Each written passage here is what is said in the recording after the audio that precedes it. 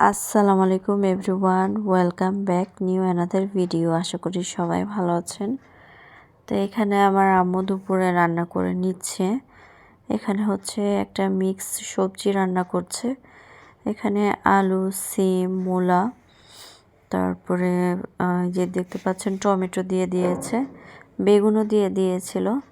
তো এটা হচ্ছে যে আমাদের যে ডালের বড়ি, সেটা দিয়ে আর কি বাগারে দিবে, সাথে একটু রসুন কুচিও দিয়ে দিয়েছেন।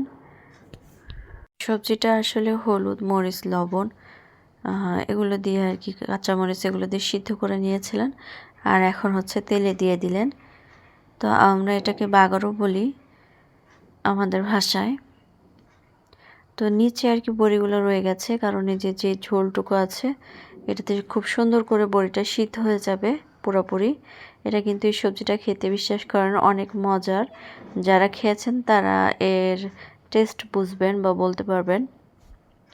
তো এদিকে হচ্ছে আবার এই ডালের বড়ি দিয়ে, যে দেখতে পাচ্ছেন ডালের বড়িগুলা, তো এই বড়িগুলো দিয়ে হচ্ছে মাছের ঝোল করা হবে টমেটো দিয়ে।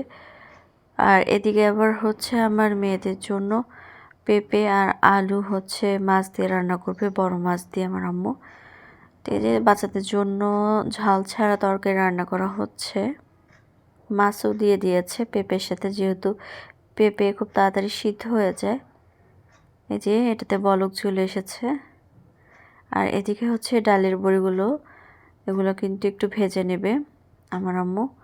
আপনারা কারা কারা এই বড়ি খেতে ভালোবাসেন বা পছন্দ করেন অবশ্যই কমেন্ট বক্সে জানাবেন। আমরা কিন্তু খুবই পছন্দ, বিশেষ করে আমার অনেক পছন্দের। তো আমি যখনই আমার বাবার বাড়িতে আসি, আম্মুর কাছে ডালের বড়ি থাকলে ওগুলো কিন্তু রান্না করে দেন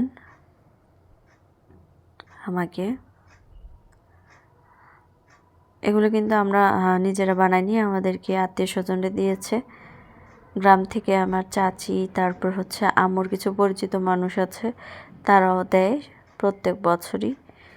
তো এই যে মাছের ঝোলের তরকারি রান্না করবে, সেজন্য যে সব মশলার সাথে কিন্তু অলরেডি বড়িগুলো দিয়ে দিছে। কিছু কিছু বড়ি আর কি এমন হয় সিদ্ধ হতে সময় নেয়, আবার কিছু কিছু বড়ি কিন্তু খুব তাড়াতাড়ি সিদ্ধ হয়ে যায়।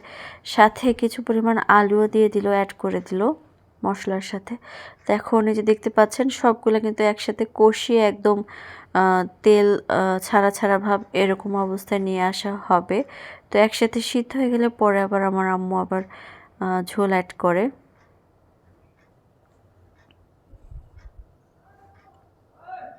আরও কিছু বড়িও দিয়ে দিয়েছে, মনে হলো যে বড়ি হয়তো বা কম হয়ে যাবে। তো এই পর্যায়ে এসে এখানে টমেটো দিয়ে দিচ্ছেন।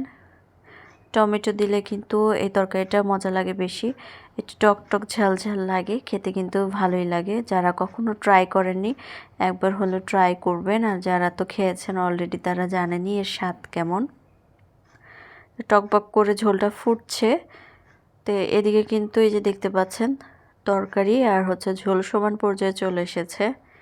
তো পরে আবার আমি যখন ভিডিওটা বা ক্যামেরাটা অন করি, তখন দেখলাম যে আম্মু মাছও দিয়ে দিয়েছিল, আবার ঝোলও দিয়ে দিয়েছিল। আর হচ্ছে ওপর থেকে যখন